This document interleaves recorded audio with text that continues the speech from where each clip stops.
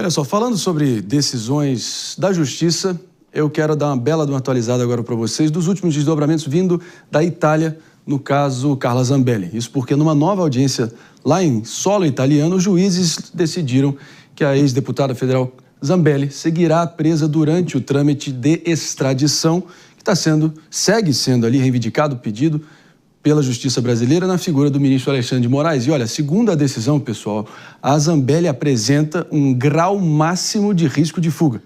Vale lembrar aqui que ela está detida em Roma pelo menos desde o dia 29 de julho, quando ela fez a rota de fuga dela, mas, ao que tudo indica, o trâmite segue aí indo adiante.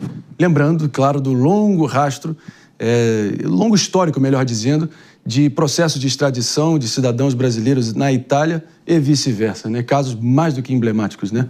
Vamos com o Jota, algum comentário? Emblemático, André, mas o que mais eu fico pensando nessa situação é de um contexto eleitoral.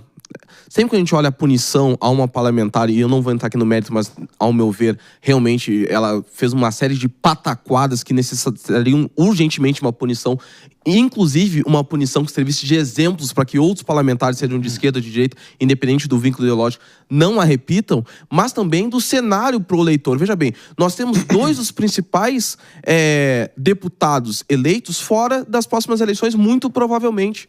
Então, que segurança que o próprio eleitor vai ter, que tranquilidade que o próprio eleitor vai ter de executar a sua votação, primeiro em parlamentares competentes que foquem sua atividade legislativa política para aquilo que foram eleitos, e não para tentar ficar fazendo conluios ideológicos a partir de jogos eleitorais e políticos partidários internos para agradar lideranças populistas. E segundo, o que é mais preocupante ainda, o cenário que urge de renovação para que políticos não sirvam mais como meros sanguessugas de popularidade alheia e que sejam eleitos como representantes do povo conforme a sua caderneta e a sua competência própria de exercerem o seu trabalho, né?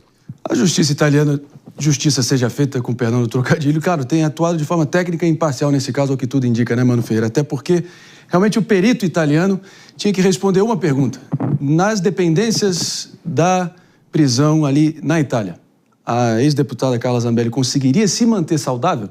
E a resposta que ele conseguiu auferir foi um sim, portanto, justificando a permanência. Isso sem mencionar que o Estado italiano detectou e cravou um extremo risco de fuga. Então, a gente que está acostumado aqui no Brasil, né, com verdadeiras chicanas jurídicas, argumentos floreados, sustentações orais que parecem ali concurso de redação, a gente fica até surpreso quando tem uma coisa mais direta e técnica e efetiva, né? E dificulta bastante a narrativa que a própria deputada Carla Zambelli e o seu grupo político, de forma mais ampla, tenta emplacar a respeito do que seria supostamente uma perseguição política contra a deputada, dado que a Itália não tem interesse político algum em perseguir a deputada e que, além disso, nesse momento, inclusive, a Itália é governada por uma liderança de direita, bastante vocal, inclusive, que muitas vezes o grupo político da deputada Carla Zambelli trata como referência na sua atuação, ou seja, não se sustentam as narrativas de perseguição política, né? O que estamos vendo é um sistema jurídico funcionar como deve funcionar em casos como esse. Ninguém, nenhum país do mundo pode invadir os sistemas da justiça com um hacker para tentar colocar lá um mandado de prisão